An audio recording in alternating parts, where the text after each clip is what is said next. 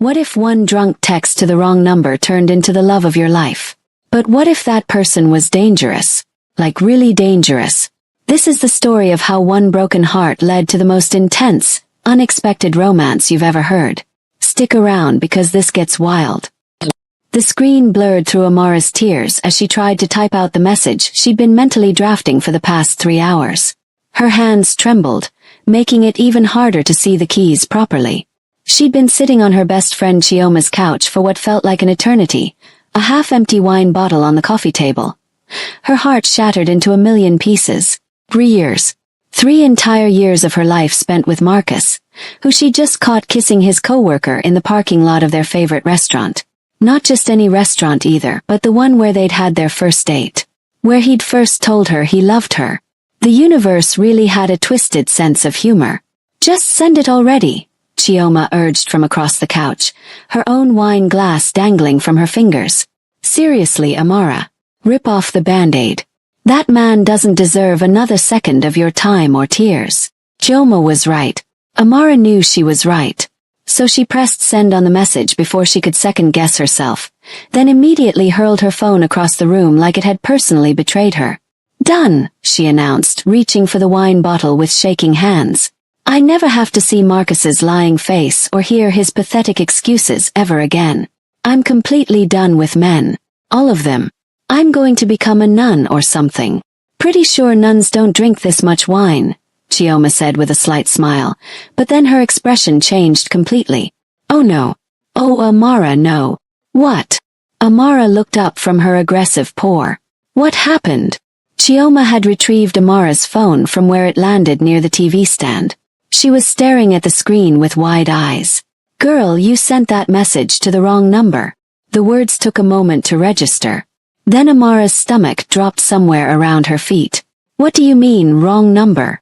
The number is off by 1 digit. Just 1 single digit. Chioma turned the screen toward her. And whoever got it has already responded. Amara grabbed the phone, reading the message with growing horror. Wrong number, but I'm definitely intrigued. Who chose who over you? And more importantly, are you free tonight? The sender's name showed up as unknown. Oh my God, Amara whispered. Oh my actual God. I just sent my breakup text to a complete stranger.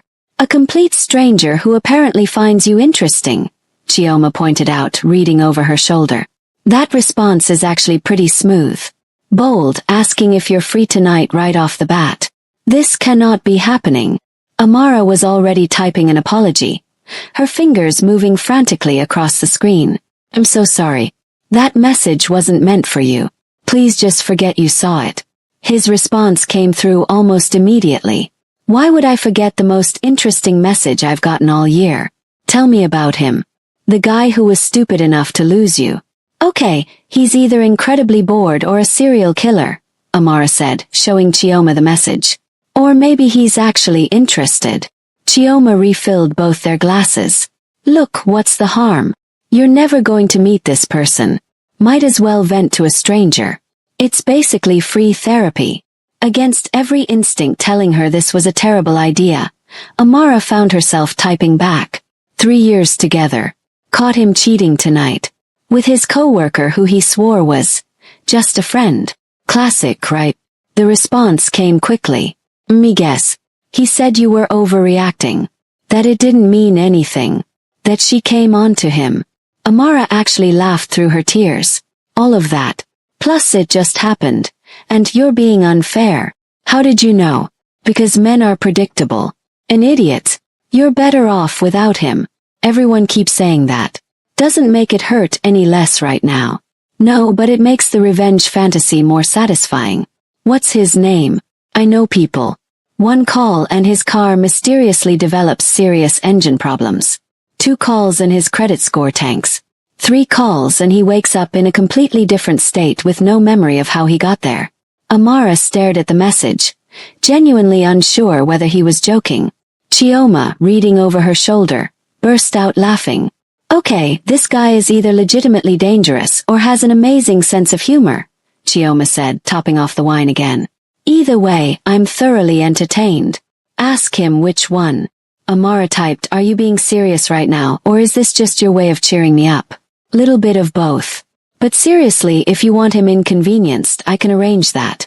If you want him to actually suffer, that requires more planning.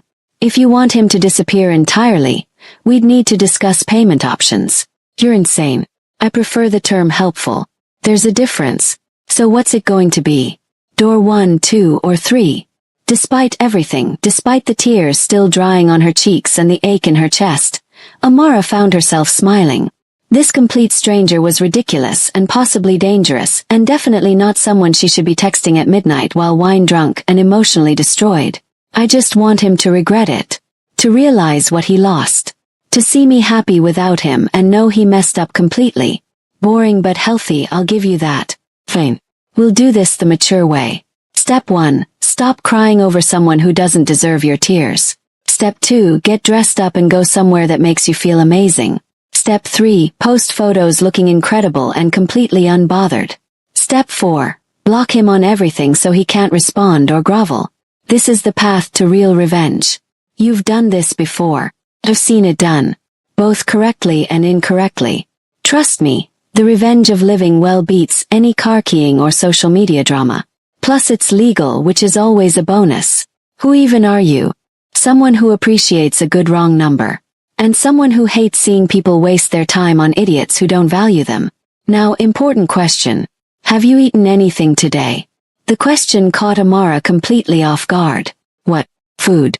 Have you consumed any actual food today? Or have you been crying and drinking wine on an empty stomach? She hesitated before typing the second one. That's terrible self-care. You need to eat something. What's nearby? I'll have food delivered. You can't just order me food. I don't even know you. That's exactly why you should let me. No ulterior motives, no expectations, no strings.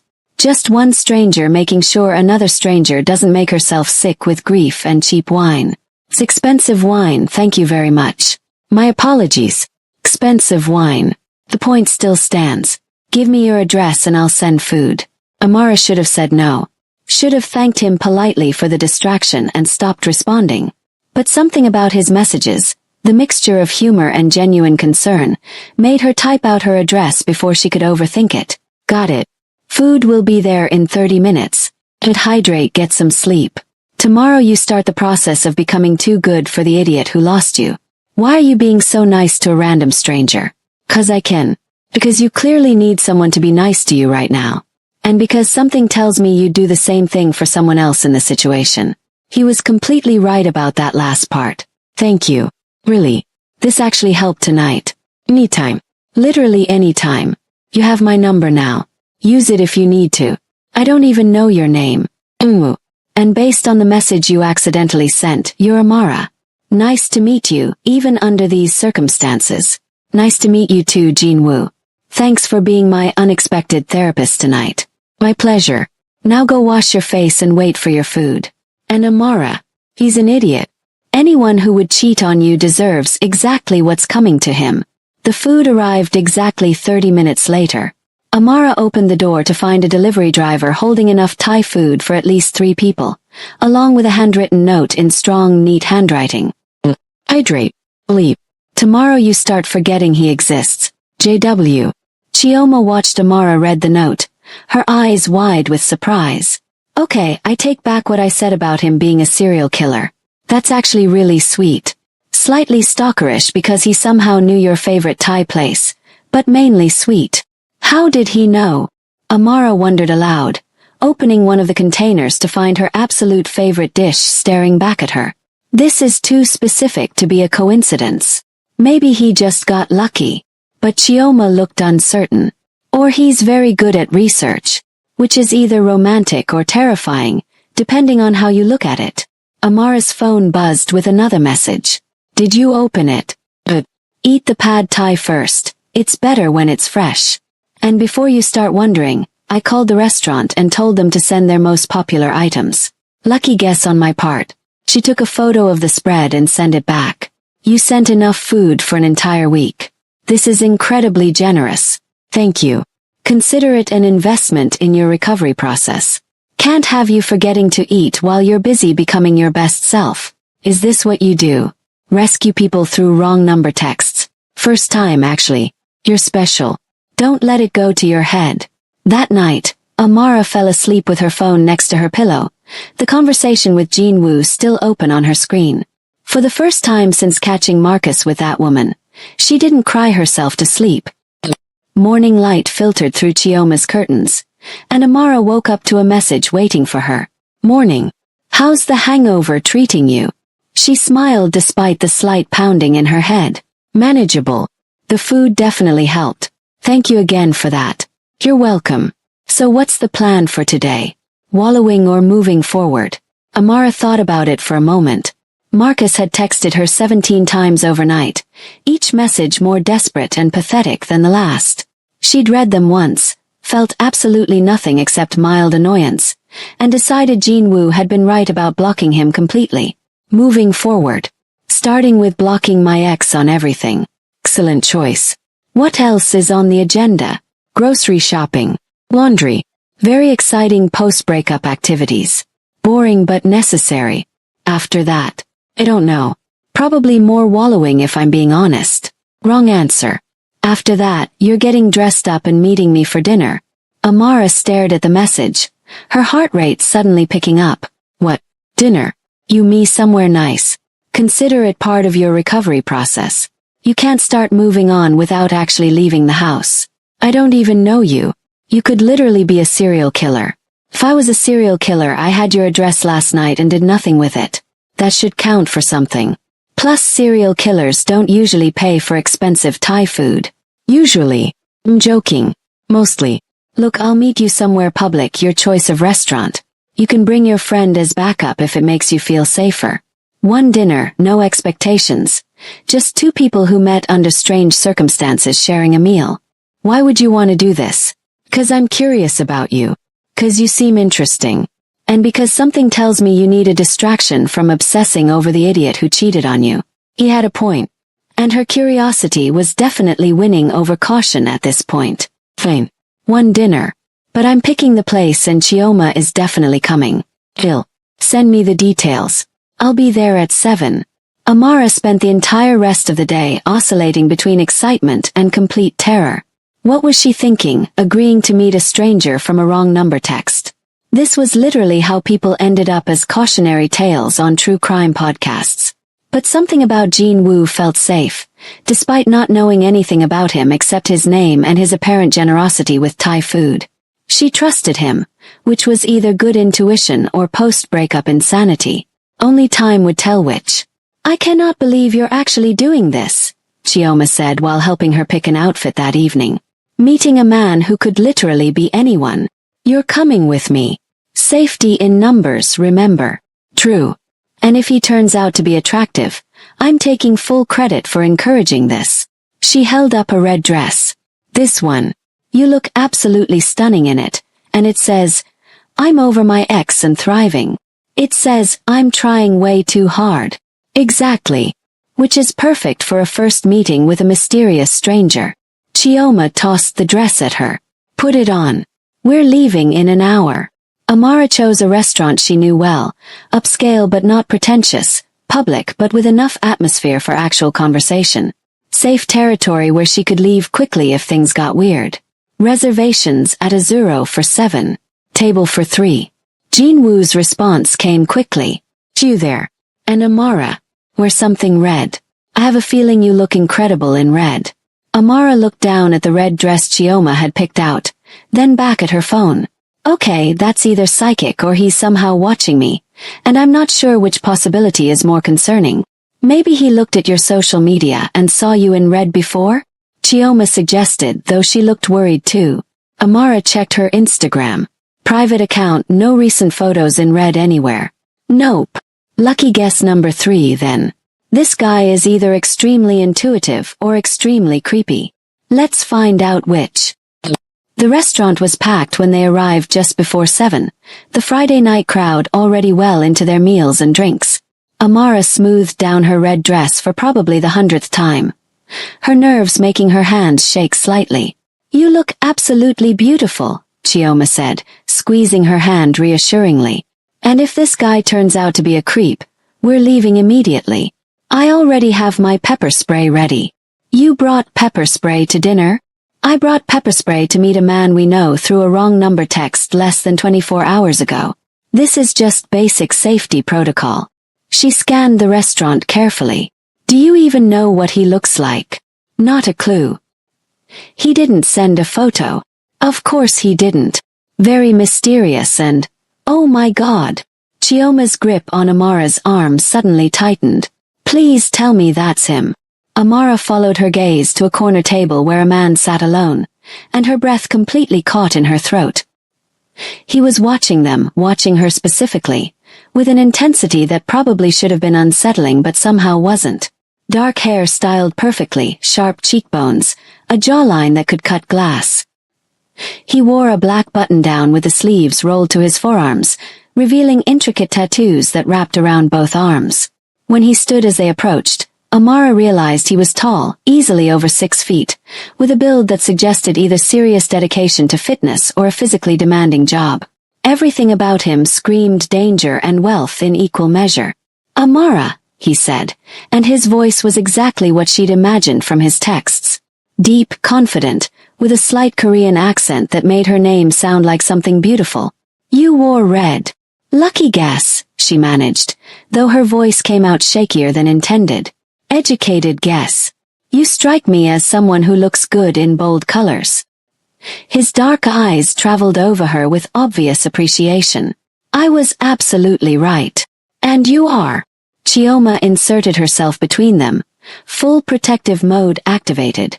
Because my friend here has had a terrible few days, and if you're planning anything sketchy, you should know I have pepper spray and zero hesitation about using it. Chioma, I presume. Jean Woo's lips curved into a smile. I'm Jean Woo Park. And I promise you, my intentions are purely friendly. The way he said friendly suggested otherwise, but his eyes held genuine warmth. Please both of you sit. I took the liberty of ordering wine. I hope Chianti works for you. They settled into their seats, Chioma positioning herself strategically between Jean Woo and Amara like a human shield. Up close, he was even more devastating. Dark stubble along his jaw, full lips, and those eyes that seemed to see right through any pretense. So, Amara said, needing to break the tension that was building. Jean Woo Park. What do you do when you're not rescuing drunk, heartbroken women through wrong number texts? Various things. Vague, but said with enough charm to make it sound mysterious rather than evasive. Import and export some real estate, various investments. Boring business stuff, honestly. Import and export. Chioma's tone was immediately suspicious. That's extremely vague. It's extremely boring, he corrected smoothly. Which is why we're not going to discuss it. Tonight is about Amara, not me. Tell me about this Marcus who was stupid enough to cheat on you. Amara took a large sip of wine before answering. 3 years together. I genuinely thought we were solid, building something real. Turns out I was the only one who thought that. He'd been seeing his coworker for 6 months behind my back. 6 months. Jean Woo's expression darkened noticeably. That's not a mistake or moment of weakness. That's a choice. Multiple choices, made repeatedly over half a year. That's exactly what I said. Chioma jumped in. One time, maybe that's genuine weakness in a bad moment. 6 months. That's just being a complete asshole. Exactly right. Jean Woo's hand moved across the table, covering Amara's briefly before withdrawing. The contact was brief but left her skin tingling. So now the real question is, how do you want to handle this? The mature high road or more satisfying revenge? You gave me the mature option yesterday, Amara reminded him. That was yesterday. Today I'm more interested in what you actually want versus what you think you should want. He leaned forward slightly, his attention completely focused on her. So tell me honestly, Amara, if you could do anything to Marcus right now, consequences completely aside, what would it be? Amara thought about it, the wine and his unwavering attention making her bolder than usual. I'd want him to see me genuinely happy. Not just fake happy for social media but actually truly happy without him. I'd want him to realize exactly what he lost and know he can never get it back. That's actually very mature, Chioma observed. I was honestly hoping you'd say something involving his car and a baseball bat. That's plan B, Jinwoo said, and something in his tone suggested he wasn't entirely joking. But Amara's plan is much better. More effective long-term. So here's what we're going to do. Amara raised an eyebrow. You need to move on, be happy, show Marcus exactly what he's missing. He paused, seeming to consider his words carefully. A distraction. Something interesting to focus on. Someone interesting. We help each other out. That sounds suspiciously like a proposition, Chioma said, still in full protective mode. It's a proposal, not a proposition. There's a difference. Jinwoo's eyes never left Amara's. I'll take you out, show you a good time, help you remember what it feels like to be truly valued and appreciated. You provide interesting company and help me avoid the numerous women my mother keeps trying to set me up with. Mutually beneficial arrangement. You want to fake date me to avoid your mother's matchmaking? Amara tried to process this. Not fake. Real dates, real time spent together, real connection. Just without the pressure of it being serious or long-term commitment. You're recovering from a relationship. I'm actively avoiding one. We both benefit from this arrangement. It was completely insane. Agreeing to this with a man she'd known for less than 24 hours went against every rational thought in her head. But something about Jinwoo made her want to say yes. Made her want to be bold and reckless for once in her carefully planned, safe life. What's the catch? She asked carefully. No catch. Just honesty between us. I like you, Amara. You're interesting and real and not trying to impress me or manipulate me into something. That's incredibly rare in my world. He took a sip of his wine. So what do you say? Want to spend the next few weeks having fun and forgetting Marcus exists? Yes, Amara heard herself say. Yes, let's do this. Chioma kicked her under the table. Can we talk privately for just a second? Of course. Jinwoo stood gracefully. I'll give you two a moment. Order whatever you want, by the way. It's all taken care of. Once he was out of earshot at the bar, Chioma grabbed both of Amara's hands. Girl, are you out of your mind? You don't know this man at all. I know. It's completely crazy and probably stupid. But Chioma, when was the last time I did something spontaneous? Something just for myself, just because I wanted to. Amara looked over at where Jinwoo stood by the bar, somehow making even that simple action look elegant. He's offering me a distraction, a way to actually move on and feel good about myself again. Why shouldn't I take it? Because he could be dangerous. Because he's clearly hiding something with that incredibly vague, import and export job description. Because you literally just got out of a relationship. With a man who cheated on me for 6 months straight. Amara squeezed her friend's hands. I'm not looking for love or commitment, Chioma. I'm looking for fun. For feeling wanted and valued instead of betrayed and stupid. Can't I just have that for once? Chioma studied her face for a long moment, then sighed deeply. Fine. But I'm running a complete background check on him tonight. And you're sharing your location with me at all times. And if anything, and I mean anything, feels wrong or off, you call me immediately. Deal. Deal. Jinwoo returned with fresh drinks and an easy smile. Everything okay? Everything's fine, Amara said. Though fair warning, my best friend is definitely going to background check you tonight. Smart friend. She'll find I'm relatively clean. Mostly.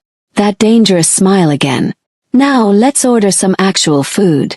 I'm starving, and I want to hear more about what Amara does when she's not accidentally sending breakup texts to wrong numbers. Dinner passed in what felt like a blur of incredible food, excellent wine, and surprisingly easy conversation.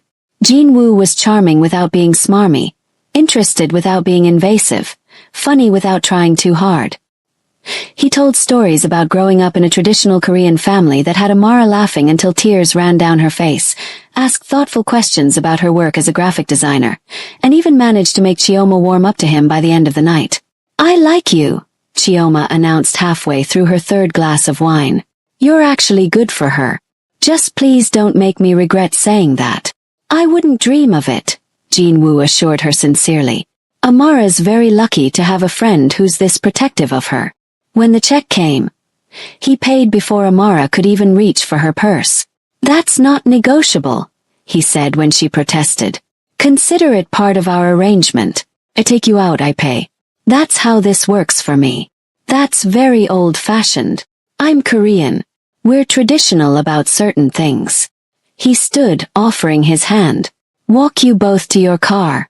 Outside, the night air was cool and crisp, refreshing after the warmth of the restaurant. Chioma walked slightly ahead, giving them some space while staying close enough to intervene if needed.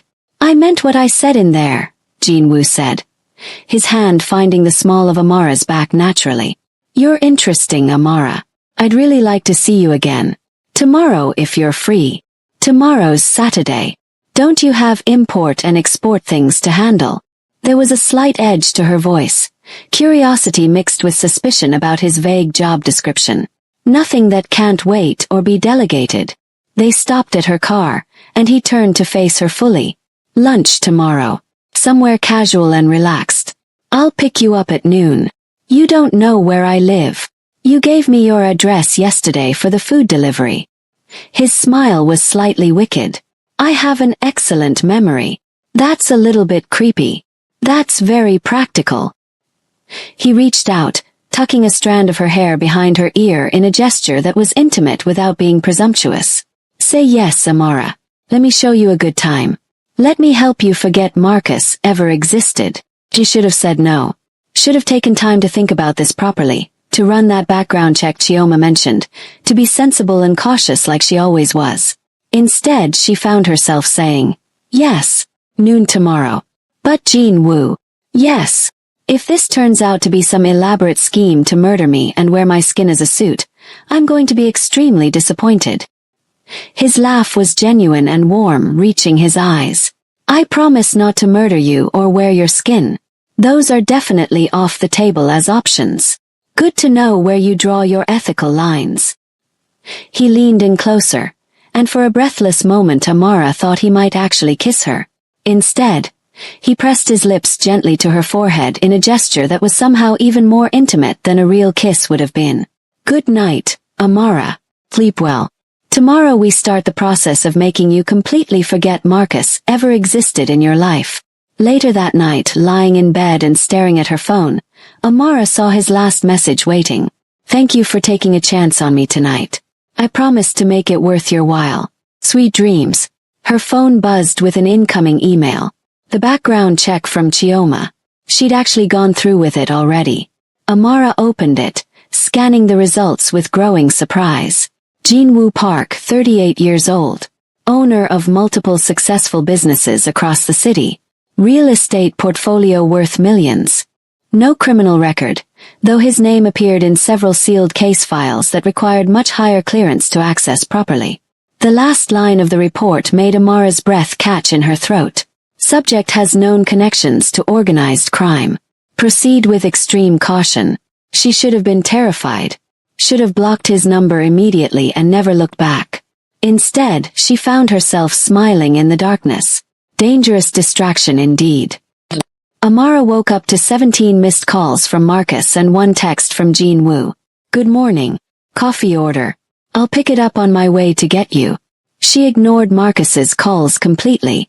She'd blocked him on social media the night before, but apparently hadn't gotten around to blocking his actual number yet. That would be remedied immediately. Iced vanilla latte extra shot. "How did you know I need coffee to be functional?" Lucky guess number 4. "See you at noon. Wear something comfortable." Chioma called while Amara was trying to decide between jeans and a casual sundress. "Please tell me you read the background check I sent you." "I read it." Amara put the call on speaker, holding up both outfit options to her mirror. "And yes, before you say it, I know what it said about organized crime connections. And you're still planning to go out with him." "Amara, it specifically said organized crime. It said connections to organized crime. That's different." She chose the sundress, casual but still cute. Lots of people in this city have connections to various things. Doesn't automatically mean they're directly involved in anything.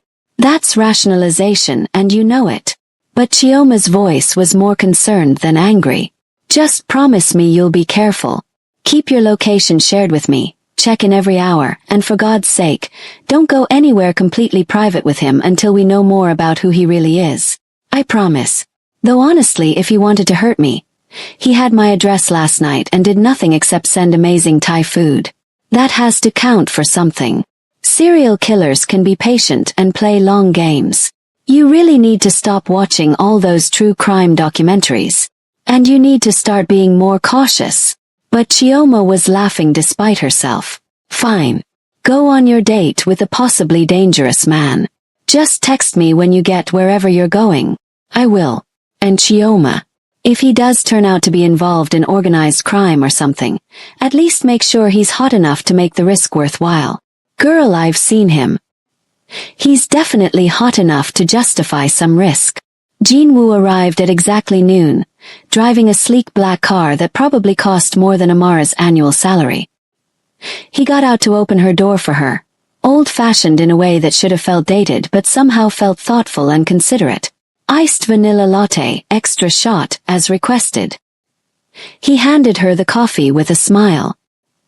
He was wearing dark jeans and a black t-shirt that did absolutely nothing to hide his muscular build or the extensive tattoos covering his arms. In the daylight, she could see more details. Intricate Korean script geometric patterns, what looked like a traditional family crest on his forearm. "You're staring," he observed with clear amusement. "Your tattoos. They're very extensive. Family tradition. Each one tells a specific story." He started the car, pulling smoothly into traffic. "Maybe I'll tell you about them someday." Someday implies this is going to last beyond a few casual dates. "I'm optimistic about us." No hesitation. "How was your night? Any regrets about agreeing to this arrangement?" Amara thought about the background check, about Chioma's warnings, about the sealed case files. Should I have regrets? Depends. Are you the type to let fear of unknown possibilities prevent you from experiencing something potentially amazing? He glanced at her briefly. "Because I get the distinct feeling you've been playing it safe for quite a while now. Being careful, following all the rules, avoiding any real risk. How's that worked out for you so far?" "I ended up with a cheating boyfriend, so not particularly well." "Exactly my point. So maybe it's time to try something completely different. Be reckless. Take some real risks. See what happens when you stop playing it safe all the time." His hand found hers on the console between them. "I'm not saying I'm not dangerous, Amara. Definitely am. But not to you. Never to you. That's exactly what someone dangerous would say to gain trust." "True enough. But I'm also being completely honest with you." He squeezed her hand gently before releasing it. "Chioma ran a background check on me last night, didn't she?" Amara didn't bother trying to deny it. "How did you know?" "Because she's a genuinely good friend who cares about your safety. I'd actually be disappointed if she hadn't done it." He turned down a street Amara didn't recognize. "What did it say?" "That you're very wealthy and have connections to organized crime." Amara watched his face carefully. "Care to elaborate on that second part?" "My family has been in this city for 4 generations. We know people, have established relationships with various organizations. Some completely legitimate, some significantly less so. I don't personally engage in criminal activity, but I can't control who my relatives choose to associate with or do business with." Carefully worded, probably rehearsed multiple times. "Does that scare you?" "It probably should," Amara admitted honestly.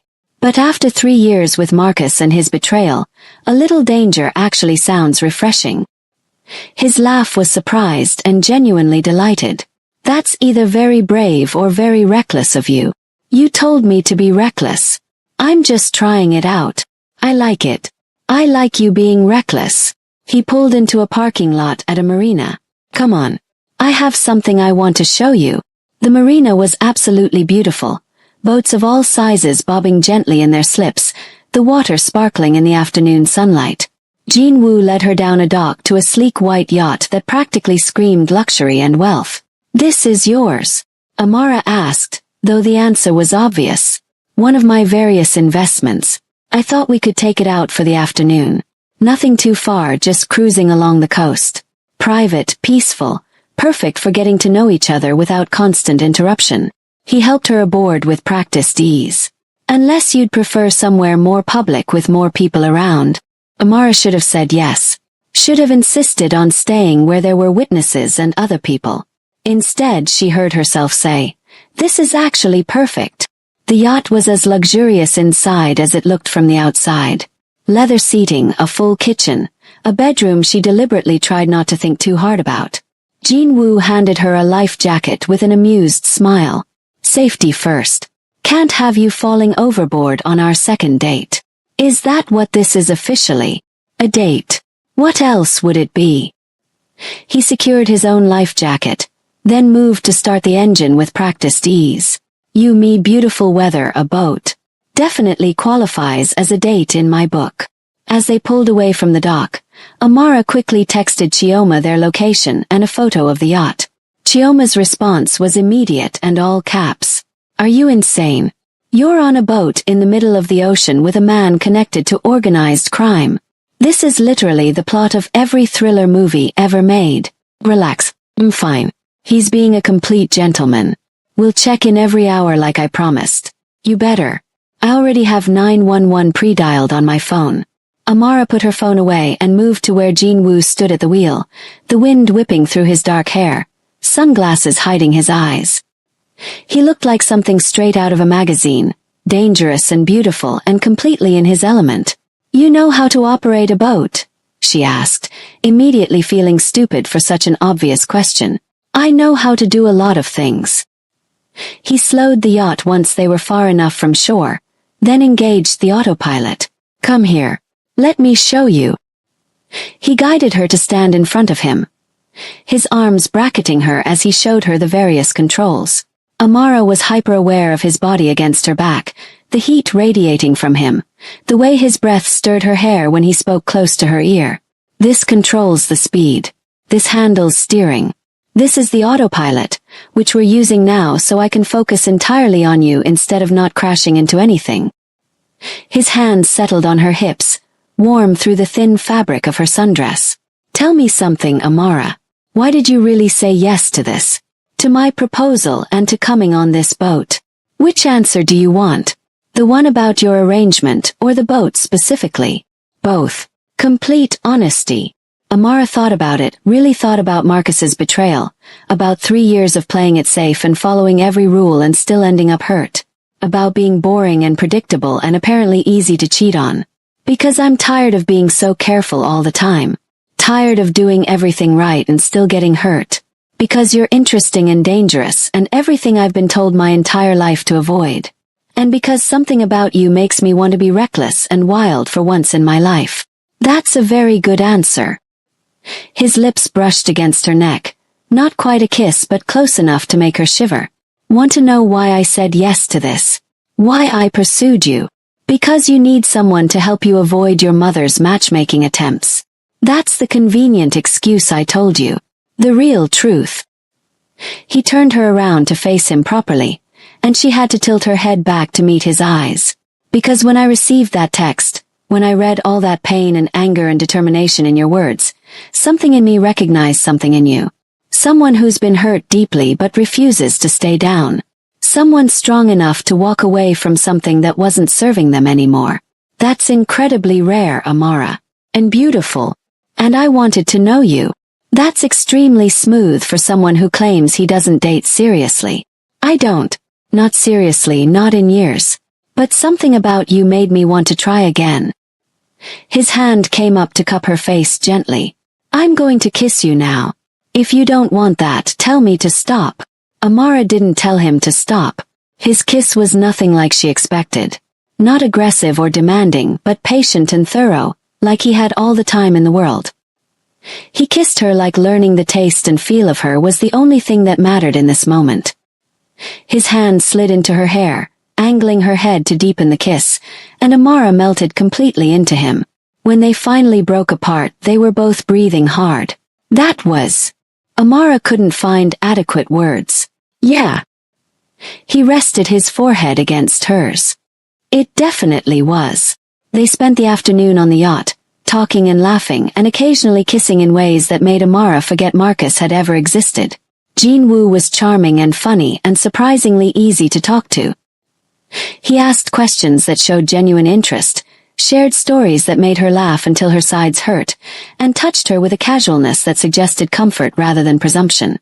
"Tell me about your tattoos," Amara said, tracing the intricate script on his forearm. "You said they all tell stories. This one," he indicated the family crest, "represents my family name and our legacy. A constant reminder of where I come from and what I represent. These," he touched the script on his fingers, "are the names of people I've lost. My father, my grandfather, a cousin who died far too young. This," he touched his chest through his shirt, "is my mother's favorite prayer. She made me promise to have it tattooed directly over my heart. You're very close with your mother. Extremely close. She drives me absolutely crazy with the constant matchmaking attempts, but she means well. She just wants me to be happy, settled, eventually give her grandchildren." He smiled ruefully. "I keep telling her I'm not ready for that, but she thinks I've been mourning for too long." "Mourning what?" "My fiancé died 4 years ago. Car accident." His expression shuttered briefly, pain flickering across his features. "She was driving to meet me for dinner when someone ran a red light and hit her car. She died on impact, instantly." His voice was carefully controlled. "I blamed myself for an extremely long time. If she hadn't been coming to see me, if I just picked her up instead of asking her to drive herself, that wasn't your fault. You couldn't have known. Logically, I understand that now. But grief isn't logical or rational." He pulled her closer. "Her death changed me fundamentally. Made me much more careful about who I let close to me. Made me realize that in my particular world, caring deeply about someone makes them an automatic target. That's why I haven't been serious about anyone since her. It felt too dangerous, too risky. But you're willing to take that risk with me. You're different. Worth the risk." He pressed a kiss to her jaw. "This is probably completely crazy, right? We barely know each other at all. Absolutely crazy. But sometimes the crazy choices end up being the ones worth making." His phone buzzed insistently, and he glanced at it with a visible frown. "I need to take this call. Business that can't wait.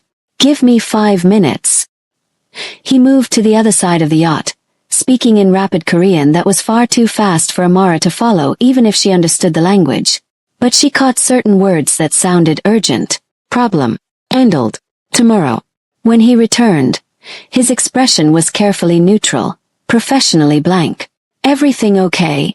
Amara asked, concerned. "Fine. Just a work issue that needs my attention tomorrow." He settled beside her again. "But today is entirely about you. About us. Work can definitely wait." As the sun started to set, painting the sky in brilliant shades of orange and pink and purple, Jin-woo guided the yacht smoothly back toward shore. The afternoon had been absolutely perfect, almost too perfect. Like a fantasy she might wake up from at any moment. "Thank you for today," Amara said as he helped her carefully off the boat. "This was genuinely unexpected. Good unexpected or bad unexpected. Very, very good unexpected." She stood on her toes to kiss him. "When do I get to see you again?" "Tomorrow night. Dinner somewhere nice and upscale. I want to properly show you off." His hand found hers naturally. "And Amara, delete Marcus's number completely. Block him on everything. He doesn't deserve to have any piece of you anymore, not even digital access. Understood?" The command in his voice should have bothered her, should have triggered some kind of independence protest. Instead it felt protective, like safety. Understood completely. On the drive back to her place, Amara's phone buzzed with yet another text from Marcus. "We need to talk. I made a terrible mistake. Please just hear me out for 5 minutes." She showed Jin-woo the message at a red light without thinking. His jaw tightened visibly, a muscle jumping. "What do you want me to do about him?" he asked quietly, dangerously. "Nothing illegal," Amara said quickly, suddenly nervous. "That's not what I asked you." His eyes met hers, dark and intense. "Do you want him gone completely? Scared enough to never contact you again? Actually hurt? Just say the word, Amara. He hurt you deeply. That requires consequences of some kind. The casual offer of violence should have terrified her, should have sent her running. Instead she felt protected, safe, valued. Just make him leave me alone permanently. Whatever it takes to make him understand that I'm completely done. Consider it handled. He pulled into her apartment complex. I'll call you tomorrow. Sleep well, beautiful. That night Marcus's number mysteriously stopped working entirely. When Chioma checked for Amara, she discovered his social media accounts had been hacked and locked. His car had somehow accumulated a boot for unpaid tickets that hadn't existed yesterday, and his work computer had been infected with a virus that corrupted all his files. Did you do this? Amara texted Jin Woo. Do what specifically? You know exactly what I'm talking about. I have absolutely no idea what you're referring to. But hypothetically, if someone were to strongly discourage your ex from contacting you ever again, wouldn't that be a good thing? Hypothetically, yes. Then hypothetically, you're very welcome. Sweet dreams, Amara. Amara fell asleep smiling, feeling safer than she had in years. 1 week. That's exactly how long it took for Jinwoo Park to completely upend Amara's entire life. 7 days of dinners at restaurants where reservations normally required months of advance notice, but he somehow always had a perfect table waiting. 7 days of morning texts that made her smile before she'd even had her coffee. 7 days of feeling desired and valued and cherished in ways Marcus had never managed in 3 entire years together. 7 days of falling hard for a man who was definitely dangerous and quite possibly involved in organized crime. You're literally glowing, Chioma observed during their weekly brunch ritual. It's disgusting and I'm happy for you and also deeply, deeply concerned. I know it's moving fast. Fast. Amara, a week ago you were crying over Marcus. Now you're dating a man who may or may not be involved with the Korean Mafia, and looking at him like he personally hung the moon and stars. She took a long sip of her mimosa. I'm not judging. Well, I'm judging a little bit. But mostly I'm just worried about you. I'm being careful, I promise. Are you though? Because from where I'm sitting, you're diving headfirst into something that could be extremely dangerous. Chioma's expression softened with genuine concern. I just don't want to see you get hurt again. Or worse than hurt. Jin Woo would never hurt me. You don't actually know that. You've known him for exactly 1 week, Amara. 7 days. People can hide who they really are for much, much longer than that. Chioma had a valid point. Amara knew that intellectually. But something about Jin Woo felt fundamentally right in a way nothing with Marcus ever had. Like pieces of a puzzle finally clicking perfectly together. I know it sounds completely crazy. Trust me, I know how this looks and sounds. But Chioma, when I'm with him, I feel genuinely alive for the first time in years. He makes me laugh, makes me feel beautiful and valued, makes me want to take risks I've spent my whole life carefully avoiding. She met her friend's eyes directly. Isn't that worth something? Isn't that worth taking a chance? It's worth something, definitely. Just promise me you'll be smart about this. No moving in together after 2 weeks. No getting engaged after a month. No doing anything that would make me have to identify your body later. That's extremely dark. That's realistic given his background and connections. But Chioma was smiling despite her words. Okay, fine. I officially support this reckless phase you're going through. Just keep me constantly updated and share your location at all times. Amara's phone buzzed with a new message. Missing you. What are you doing tonight? She showed Chioma the screen. He wants to know about tonight. Brunch with Chioma. No plans after that. Change of plans. Pack a bag for the weekend. We're going away. He wants me to go away with him for the weekend, Amara said, slightly breathless. Away where exactly? He didn't specify. And you're going to go to an undisclosed location with a man you've known for 7 days. At Amara's expression, Chioma sighed deeply. Of course you are. At least tell me where once you know, so I can send the police to the right place when you inevitably get murdered. Where are we going? Amara texted back. It's a surprise. But somewhere beautiful and completely private. Just you and me. Yes, Amara. What should I pack? Something comfortable and something fancy. I'll pick you up at 5. He's being deliberately mysterious, Chioma observed. That's either very romantic or very serial killer behavior. You really need to stop with the serial killer references. And you need to start being more cautious. But Chioma was already helping her mentally plan outfits. If you're going to do this, at least look absolutely amazing while doing it. Jinwoo arrived at exactly 5 o'clock, driving a different car this time. A sleek silver sports car that probably cost more than Amara's student loans. He looked casually devastating in dark jeans and a fitted black Henley that showed off his build and his tattoos perfectly. "Ready for an adventure?" he asked, taking her bag and loading it smoothly into the trunk. "Ready as I'll ever be. Are you going to tell me where we're going? And completely ruin the surprise?" "Absolutely never." He opened her door with that old-fashioned courtesy. "Trust me, Amara. You're going to love this." The drive took nearly 2 hours, heading north along the beautiful coastline. They talked about everything and nothing.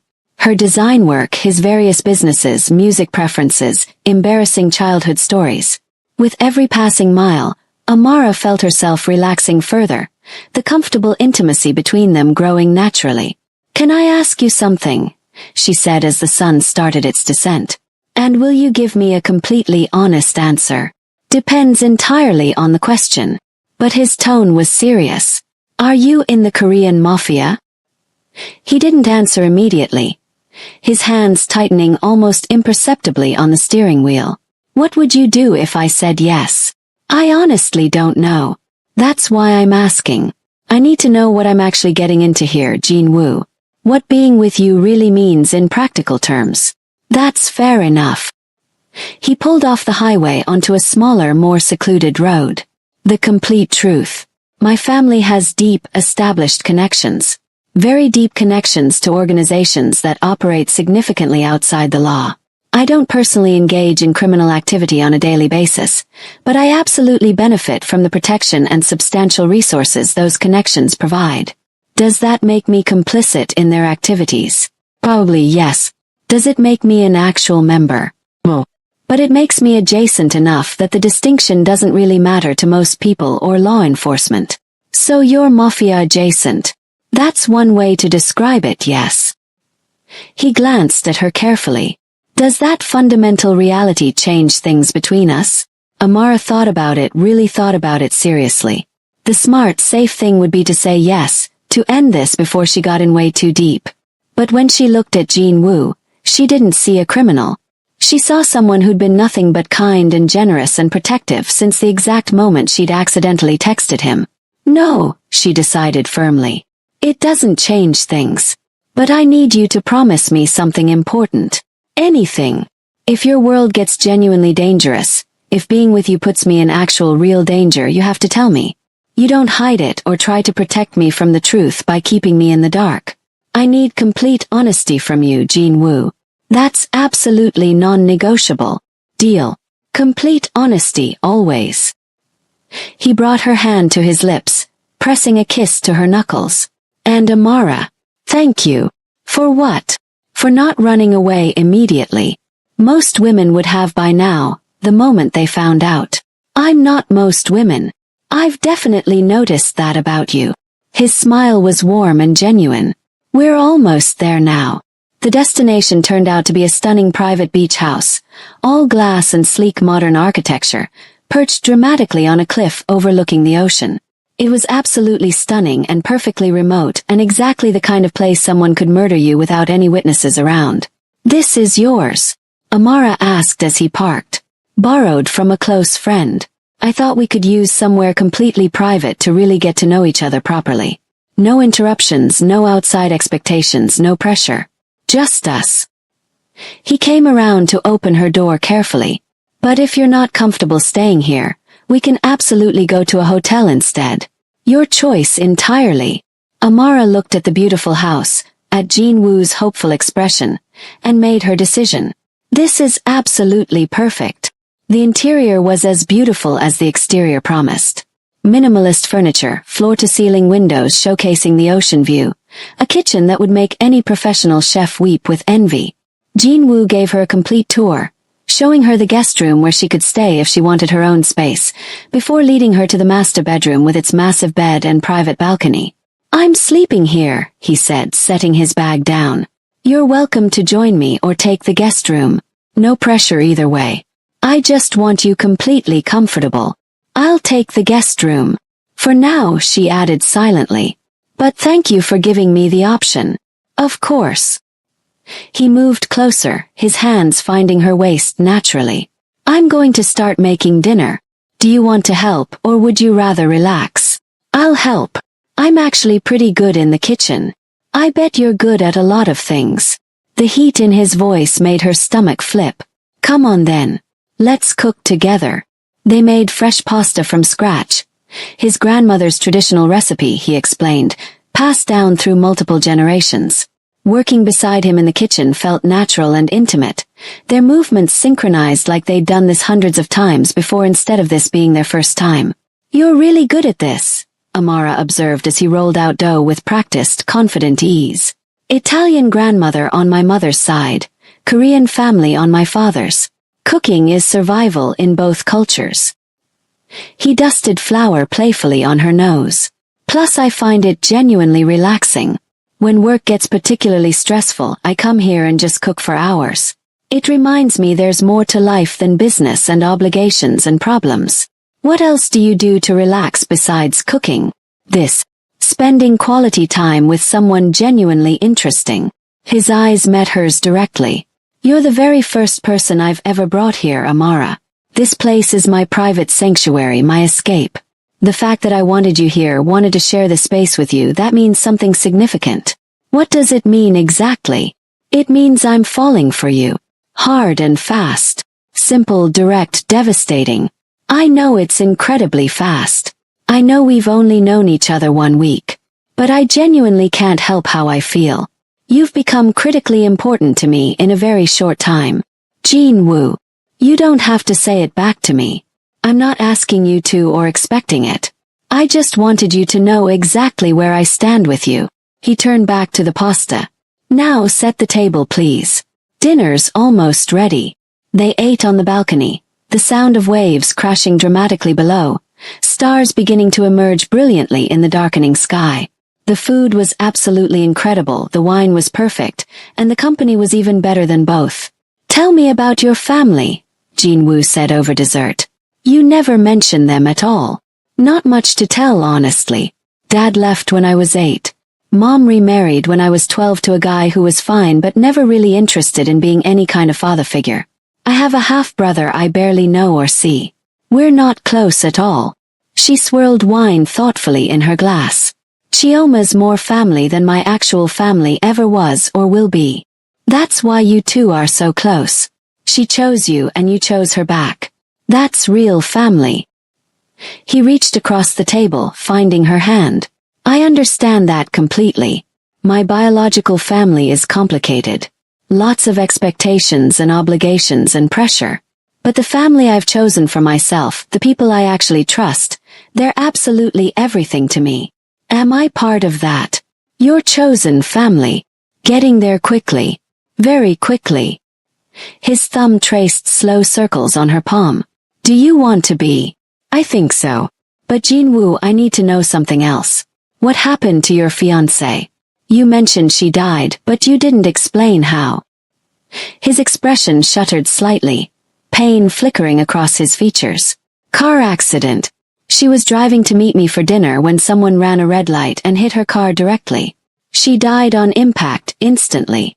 His voice was carefully controlled, each word measured. "I blamed myself for an extremely long time afterward. If she hadn't been coming to see me, if I'd picked her up instead of asking her to drive, if I'd chosen a different restaurant. It wasn't your fault. You couldn't have known or prevented it. Logically, intellectually, I know that now. But grief isn't logical or rational." He finished his wine in one swallow. "Her death changed me fundamentally as a person. Made me much more careful about who I let close to me. Made me realize that, in my particular world, caring deeply about someone makes them an automatic target for enemies. That's why I haven't been serious about anyone since her. It felt too dangerous, too risky. But you're willing to take that risk with me. You're different. Completely worth the risk. He stood, pulling her to her feet. Come on. I want to show you something special. He led her down a winding path to the beach, where waves lapped gently at the shore. The moon was full and brilliant, casting silver light across the water, making everything look magical and surreal. This is why I love this place so much, Jinwoo said, pulling her close against him. It's genuinely peaceful. Reminds me there's real beauty in the world beyond all the ugliness I deal with daily in my work. Your work is ugly. Sometimes, yes. Dealing with people's absolute worst impulses, cleaning up terrible messes, maintaining order through force when absolutely necessary. It takes a serious toll over time. His arms tightened around her. But then I met you completely by accident, and suddenly everything felt lighter. Like maybe there was something genuinely good waiting for me if I was brave enough to reach for it. That's very poetic for someone involved in organized crime. I contain multitudes. He turned her to face him directly. Amara, I know this is moving incredibly fast. I know we're moving at a pace that probably isn't healthy or smart or recommended. But I can't bring myself to slow down. Can't make myself be cautious when everything in me is screaming to claim you, to make you mine in every possible way. So claim me. The words escaped before she could think them through properly. His kiss was claiming and desperate. His hands tangling in her hair as he backed her against a large rock. She wrapped her arms around his neck, pressing closer, needing more contact, more connection, more everything. Say it again, he demanded against her lips. Tell me you want this. Want me. I want this. I want you. She pulled him closer. Take me back to the house, Jinwoo. Show me what being reckless actually feels like. The walk back to the beach house felt like an eternity. Jinwoo's hand never left hers. His grip tight with barely restrained need and want. The moment they were through the door, he pulled her against him. His mouth finding hers with an intensity that literally stole her breath. Last chance to change your mind, he murmured against her lips, even as his hands roamed her back, her waist, leaving trails of heat everywhere he touched. Because once we do this, Amara, you're mine. Completely and utterly mine. I won't be able to let you go after this. I don't want you to let me go. She reached up, pulling him down for another kiss. I want this. Want you. Stop being noble and take me to bed already. His laugh was dark and full of promise. As you wish. He swept her into his arms, actually swept her up like something straight out of a romance novel, and carried her to the master bedroom. The moonlight streaming through the massive windows painted everything in silver, making the moment feel dreamlike and surreal. He set her down beside the bed, his hands finding the hem of her dress. You're absolutely beautiful, he said, his voice rough with want. I've been imagining this since the moment I saw you in that red dress. But the reality is so much better than any fantasy. You've been fantasizing about me. Constantly. You have absolutely no idea what you do to me, Amara. He helped her remove his shirt, revealing the full extent of his tattoos. Intricate designs covering his chest and ribs, each one telling a story she wanted to learn eventually. I can't think straight when I'm around you. Can't focus on anything except how much I want you. Then have me. I'm right here. I'm yours. He made love to her slowly, thoroughly, patiently learning every inch of her body with careful attention. He was gentle when she needed gentle, demanding when she needed more, reading her responses with an intuition that suggested either extensive experience or genuine connection. Probably both. Afterward, lying tangled in sheets with his arms wrapped around her, Amara felt something fundamental shift inside her. This wasn't just physical attraction or a rebound from Marcus. This was real and terrifying and absolutely what she'd been missing her entire life. What are you thinking? Jinwoo murmured against her hair, his fingers tracing lazy patterns on her bare shoulder.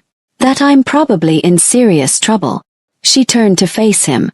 That this is happening way too fast and I should be more careful and I don't care at all.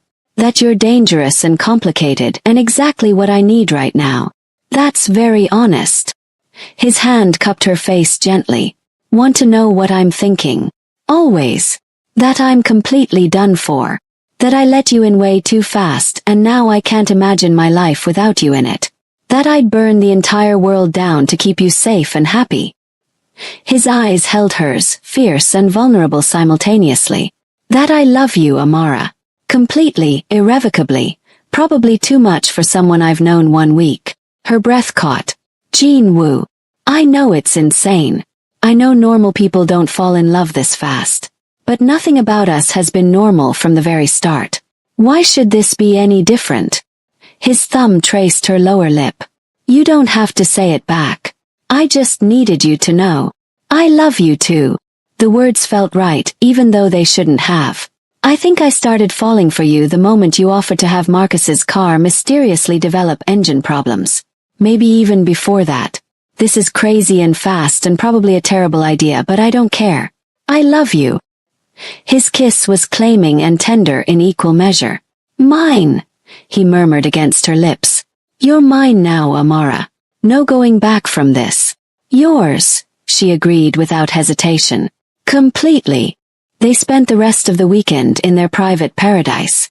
Cooking together, swimming in the ocean, making love until they were both exhausted and satisfied.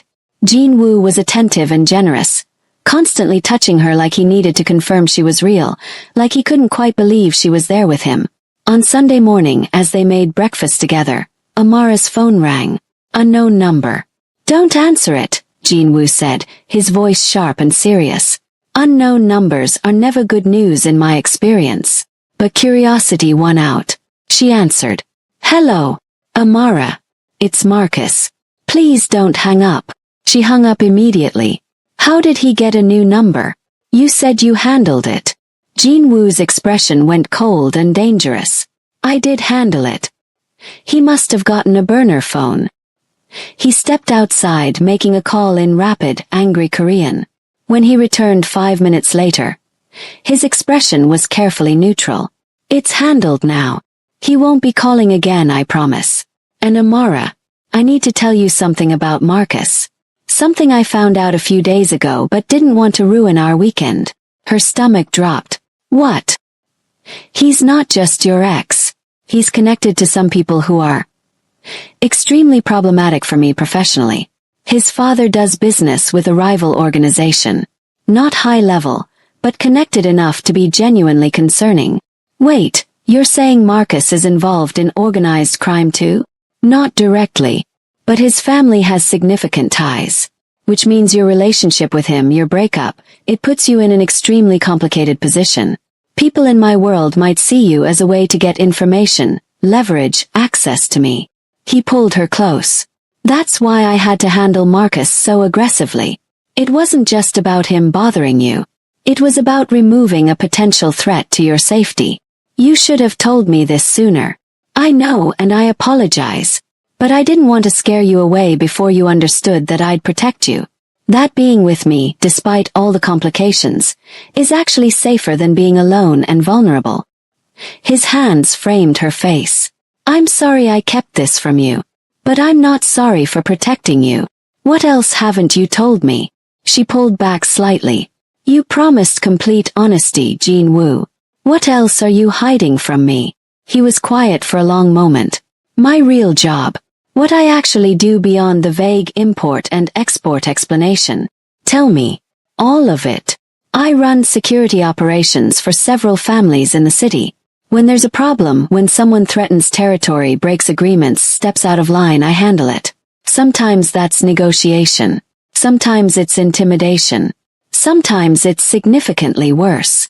He met her eyes steadily. I'm what's called a fixer. I make problems disappear.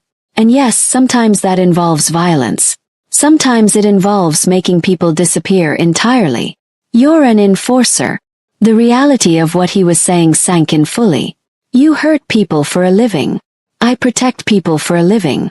The hurting is just sometimes necessary to accomplish that. His voice was firm, unapologetic. I won't apologize for what I do, Amara. It's kept my family safe. Kept order in chaos, prevented wars that would have killed innocent people. But I understand if it's too much. If knowing what I really am makes you want to walk away. She should have walked away. Should have been horrified, disgusted, terrified. But all she felt was a strange sort of understanding. Jin-woo had been honest about his world being dangerous. This was just the specific details of that danger. I need time to process this, she said finally. I need to think about what this means, about whether I can accept this part of your life long term. Take all the time you need. He kissed her forehead. But Amara, while you're thinking, remember this. I would never hurt you. Never let anyone else hurt you.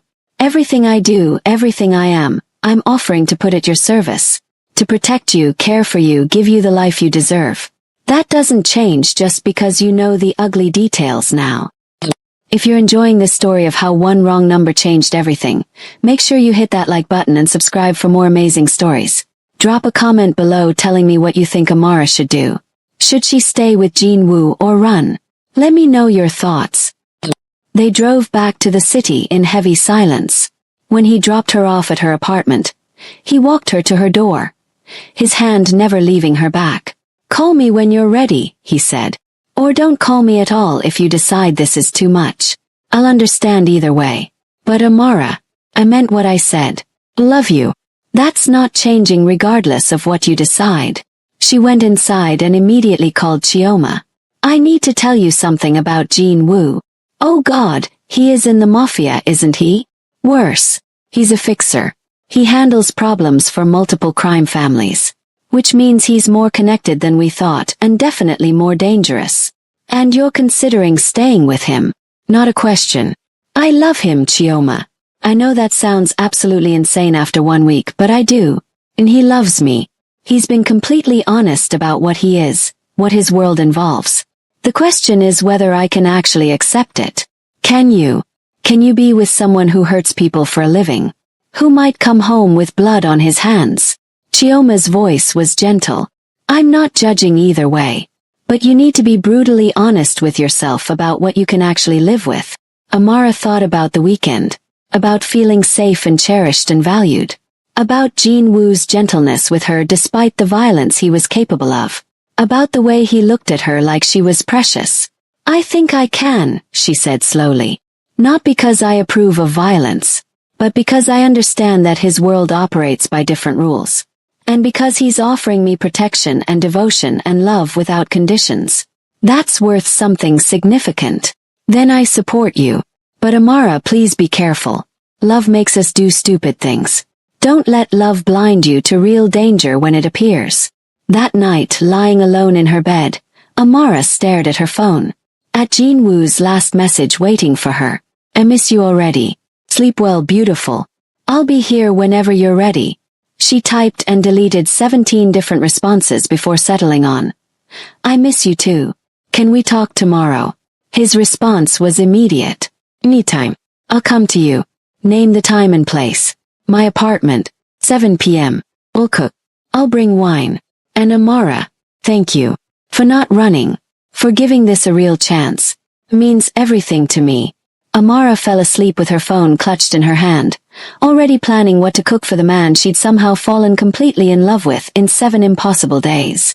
Jin-woo arrived at exactly 7 o'clock with wine and flowers, and an expression that suggested he'd been as nervous about this conversation as she was. She let him in, accepting the roses with a smile that felt shaky around the edges. Thank you for these. They're absolutely beautiful. Not as beautiful as you. He followed her to the kitchen, watching as she put the roses in water. Something smells amazing. Jollof rice and chicken. My signature dish. She stirred the pot, needing something to do with her hands. Wine's already poured. We should talk before we eat. Okay. He settled at her small kitchen table, looking entirely too large for the space. I'm ready. Ask me anything you need to. Amara took a deep breath, organizing her racing thoughts.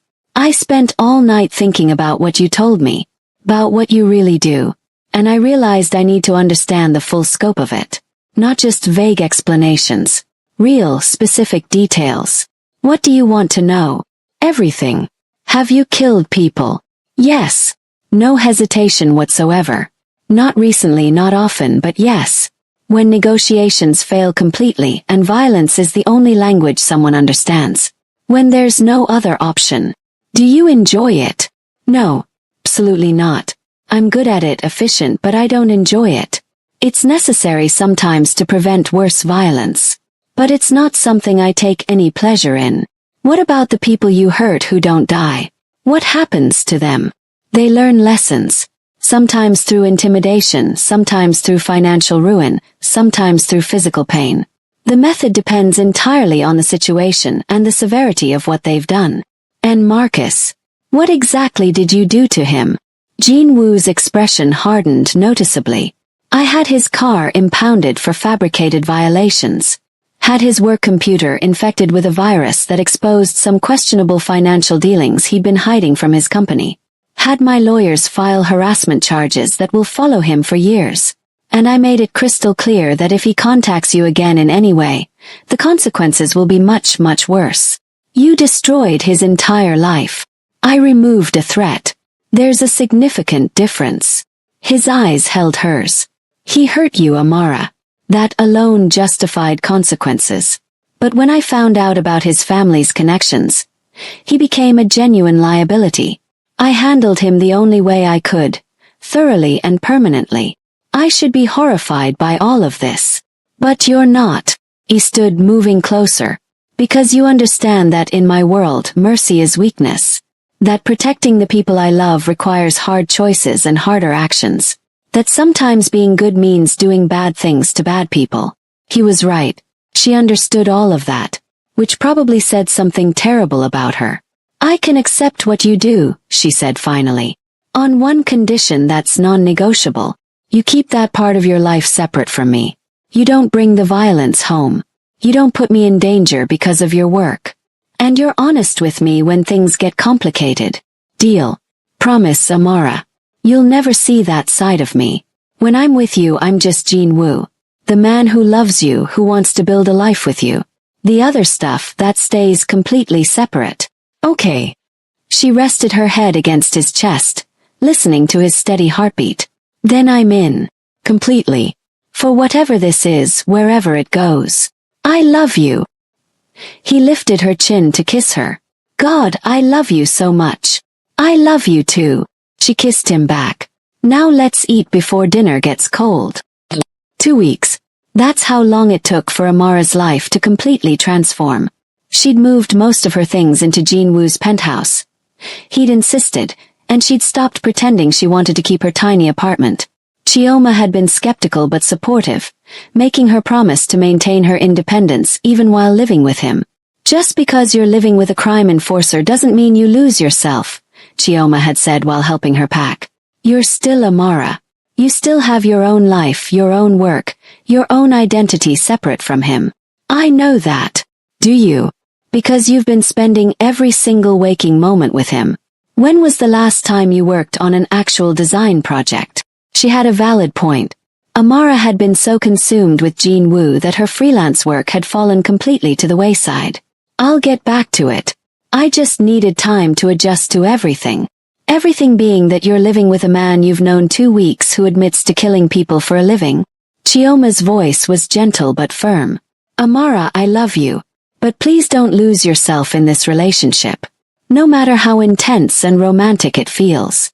Her warning echoed in Amara's head as she set up her design station in Jean Woo's, their home office. He'd insisted she take the space. Had even bought her a new computer and professional-grade equipment without asking first. You need to work, he'd said when she protested the expense. Your talent deserves the best tools available. Consider it an investment in our future. Our future, she'd noticed. Not just her future. Like he'd already decided they were permanent.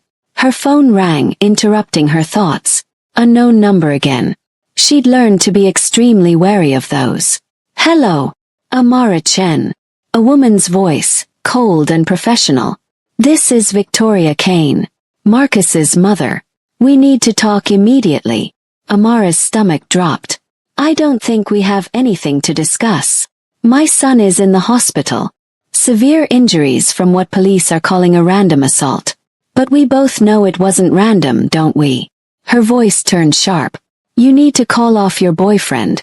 Marcus made a mistake. But he doesn't deserve this. I don't know what you're talking about. But ice flooded Amara's veins.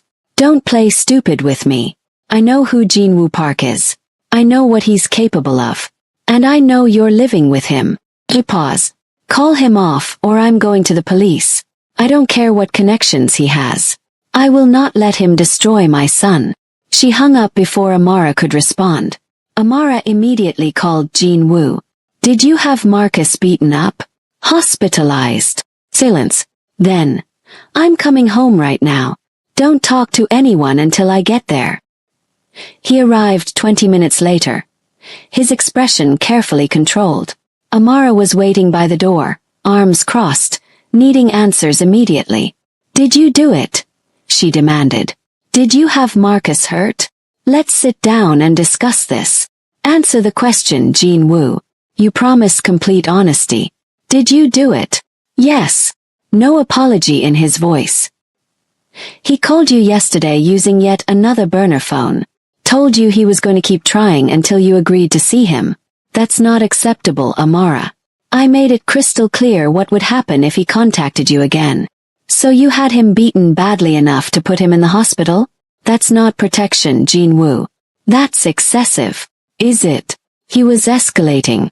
Getting more desperate, more aggressive. The next step would have been showing up here at my home where you live. I prevented that. He moved closer but didn't touch her. I protected you from a man who refused to accept no for an answer. His mother called me. Threatened to go to the police. She won't. Jinwoo's voice was certain. The Kane family has too many secrets of their own. Going to the police would expose things they'd prefer to keep hidden. She's bluffing. How can you be so sure?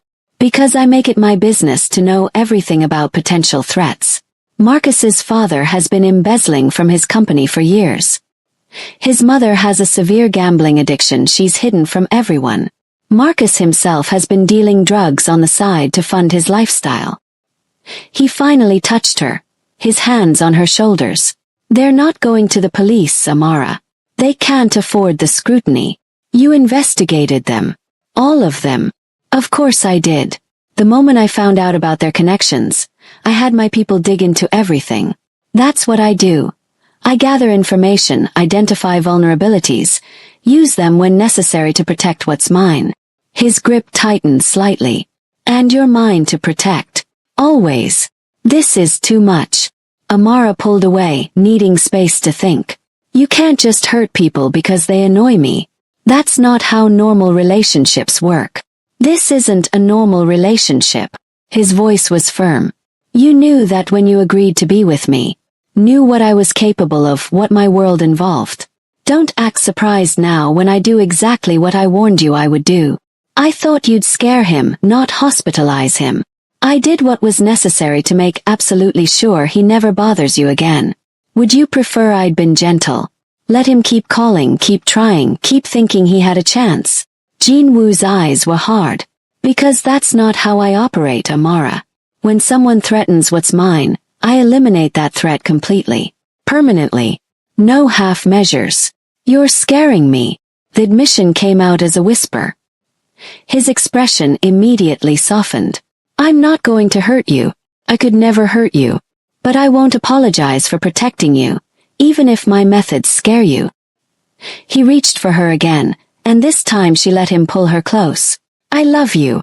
Everything I do is to keep you safe. Can you understand that? I'm trying. She pressed her face against his chest. But Jinwoo, you have to promise me something. No more violence without talking to me first. If someone threatens me, we discuss it. We decide together how to handle it. You don't just act unilaterally. I can't promise that. At her sharp look, he continued. If there's time to discuss it, we will. But if there's an immediate threat, I'm going to act first and explain later. That's non-negotiable. Your safety comes before everything, including your feelings about how I ensure that safety. That's not fair. Life isn't fair. My world isn't fair. And I'd rather you be angry with me and alive than happy with me and dead. He tilted her chin up. I know I'm controlling. I know I'm excessive. But I lost someone I loved once because I wasn't careful enough. I won't make that mistake again. Not with you. His intensity should have sent her running. Instead, it made something in her soften. This was Jin Woo's love language. Protection, sometimes excessive, always absolute. Could she live with that? Okay, she said finally. But you have to at least tell me after. No keeping secrets about who you've hurt or threatened or scared. Complete honesty. Deal. He kissed her forehead. Now Marcus's mother. If she calls again, don't answer. If she somehow shows up here, security won't let her past the lobby. And if she somehow does get to you, you call me immediately. Understood. Understood. She pulled back to look at him. Is this going to keep happening? People from my past becoming problems you have to handle? Possibly. Your ex's family connections make you a potential target. People might try to use you to get to me or vice versa. That's why security is so important. He moved to his laptop, pulling up footage. Look at this. These men have been watching the building for the past 3 days. The footage showed 2 men in a sedan, parked across the street, clearly surveilling the penthouse entrance. Who are they? Kane family associates. Probably trying to gather information, looking for vulnerabilities. His jaw tightened. This is exactly why I had to be aggressive with Marcus. His family sees you as leverage now. They think if they can hurt you, they can hurt me. So what do? We handle it.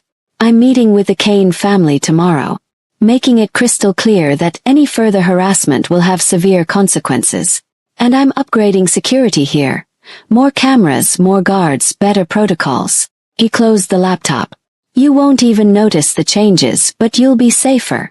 I'm not sure I can live like this. Looking over my shoulder constantly, worrying about threats I can't see. You won't have to. That's what I'm here for. You just live your life, work on your designs, be happy. I'll handle the shadows. He pulled her close again. That's what love looks like in my world, Amara. Not flowers and poetry. Protection and vigilance. Making sure the people I love can sleep peacefully while I deal with the monsters. You make yourself sound like a hero. I'm not a hero. Heroes are selfless and noble. I'm selfish and ruthless and absolutely obsessed with keeping you safe. If that makes me a villain, so be it. His lips found hers. But I'm your villain, and I'll burn down anyone who tries to hurt you. That night, Amara couldn't sleep. Jin Woo's arm was around her, his breathing deep and even, but her mind wouldn't stop racing. Marcus was in the hospital because of her.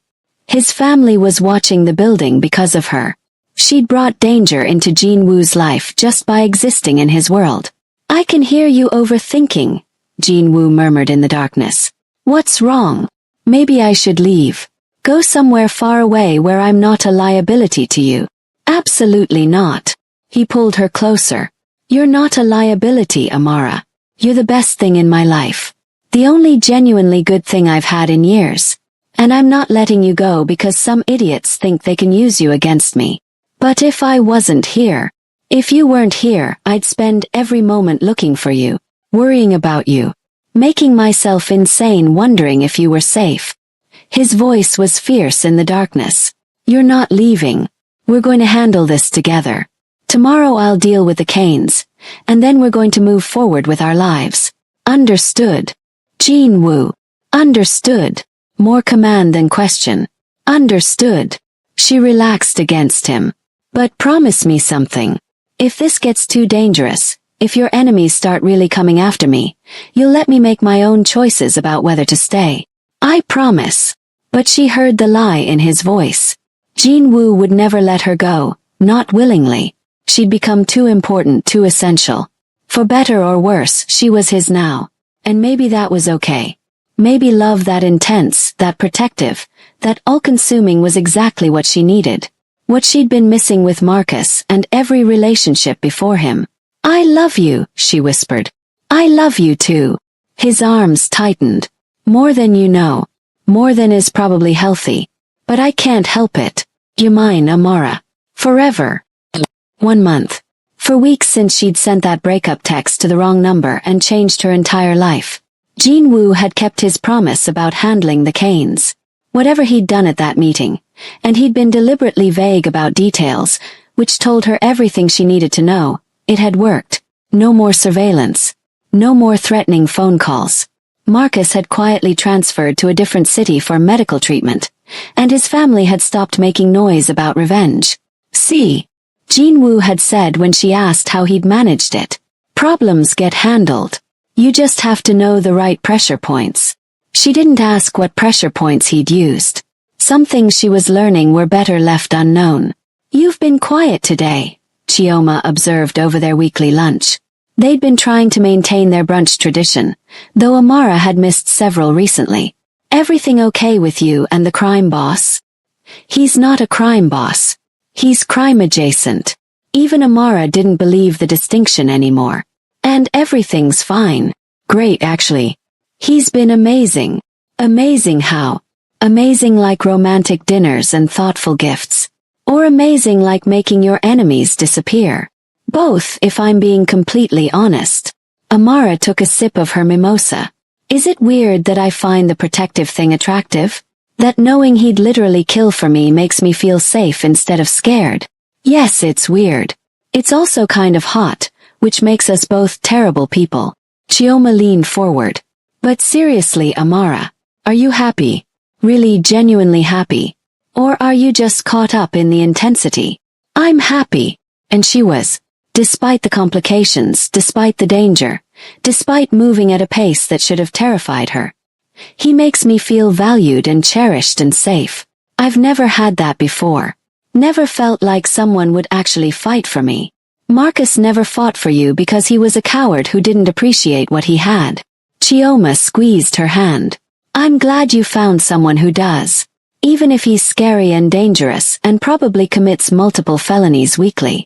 Probably more than weekly, Amara admitted. But he keeps that part separate. I know it exists, but I don't have to see it. He's just Jinwoo with me. The man who makes me coffee in the morning and asks about my design projects and holds me when I can't sleep. You're in love with him. Not a question. Completely. Terrifyingly. Probably unwisely. But yes. She met Chioma's eyes. He asked me to marry him last night. What? Chioma's screech drew looks from nearby tables. He what? After a month. That's insane. I know it's fast. Fast. Amara, you've known him 30 days. That's not fast, that's certifiable. But she was smiling despite her words. What did you say? I said yes. Amara held up her left hand, where a simple but stunning diamond now rested. I know it's crazy. I know we should wait longer, be more sensible, take our time. But Chioma, when you know, you know. And I know I want to spend my life with him. You're getting married to a man you met via wrong number text. Chioma shook her head, laughing. This is the most insane thing you've ever done. I'm so proud of you. Really, really. You're being reckless and impulsive and living your life instead of playing it safe. That's growth, even if it's slightly terrifying growth. She examined the ring more closely. This is gorgeous. He has excellent taste. He has expensive taste. I tried to tell him this was too much, but he said nothing's too much for his wife. The word felt strange and wonderful on her tongue. Wife. I'm going to be someone's wife. Jinwoo's wife. Which comes with protection and luxury and probably a lot of morally questionable situations. Chioma's expression turned serious. But if this is what you want, if he makes you happy, then I support it completely. Just promise me you won't lose yourself in this. You're still Amara, with your own dreams and goals and identity. I promise. She meant it. Actually, Jinwoo's been encouraging me to pursue bigger design projects. He introduced me to some of his business contacts, and I've already landed 3 major clients. My income has tripled in the past 2 weeks. Because of his connections. Partly. But also because my work is genuinely good and these clients appreciate that. I'm not just Jinwoo's girlfriend, sorry fiancé. I'm a talented designer who happens to be engaged to a very connected man. There's a difference. They spent the rest of lunch planning a wedding that would probably happen much sooner than traditional. Jinwoo wanted to make it official quickly, and honestly, Amara didn't see the point in waiting. They were already living together, already committed. The wedding was just making official what they both already felt. That evening, she came home to find Jin-woo in the kitchen, cooking dinner and looking domestically perfect despite probably having spent his day doing things she was better off not knowing about. "Hey, beautiful." He pulled her in for a kiss that tasted like wine and promises. "How was Chioma?" "Shocked that I said yes to your proposal. Supportive but concerned. The usual Chioma response to my life choices." She wrapped her arms around his waist. "She thinks we're moving too fast." "We are. No denial. But fast doesn't mean wrong. I knew I wanted to marry you the moment you sent that text meant for someone else. Finding you was fate, Amara. I'm not wasting time when I know what I want." "And what do you want?" "Ooh, forever. Officially mine in every way possible." His hands found her hips. "I want to wake up every morning knowing you're my wife. Want to introduce you as Mrs. Park. Want to build a life that's ours, not just mine or yours, but ours together." "Mrs. Park." She tested the name. "Amara Park. It has a nice ring to it." "It's perfect. You're perfect." He kissed her again, deeper this time. "I love you so much it scares me sometimes. The thought of losing you, of anything happening to you. Nothing's going to happen to me. You won't let it." She touched his face. "That's what you do, right? Protect what's yours." "Well, I'm yours. So I'm probably the safest person in this entire city." "Damn right you are." His smile was fierce and possessive. "Anyone who even looks at you wrong answers to me. You're under my protection for life now. That's what this ring means. I thought it meant you love me and want to marry me." "That too. But in my world marriage is protection. It's me declaring to everyone that you're mine, that threatening you means starting a war they can't win." He turned back to the stove. "Dinner's almost ready. Open the wine. The good bottle, not the everyday stuff. What are we celebrating beyond our engagement? New beginning. Fresh start. The future we're building together." He plated food with careful precision.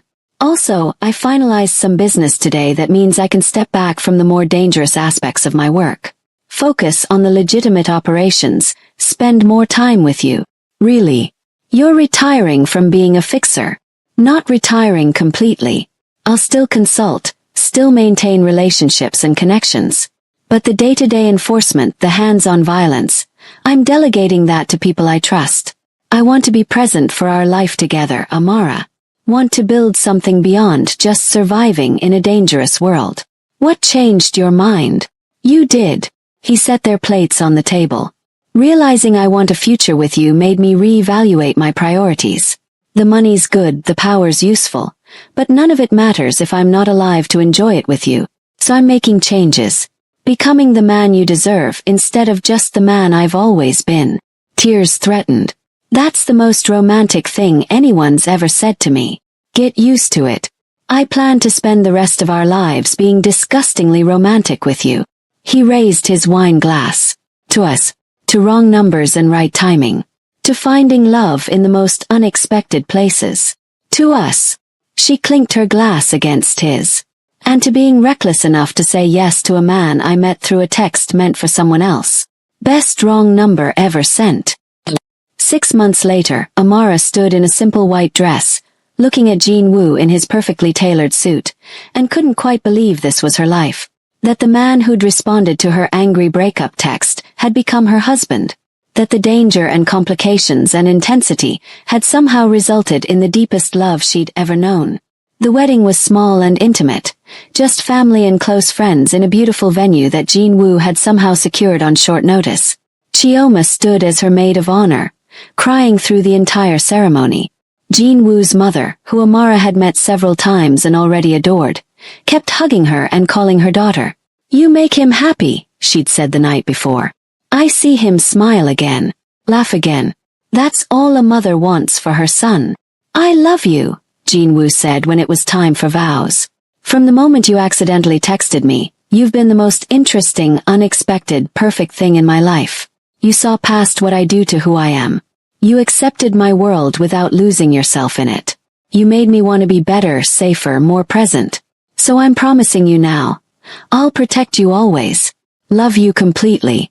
Be the man you deserve every day for the rest of our lives." Amara was crying by the time he finished. I love you too. You saved me when I didn't even know I needed saving. You showed me what it means to be valued and cherished and fought for. You're dangerous and protective and absolutely perfect for me. So I'm promising you now, I'll trust you always. Love you completely.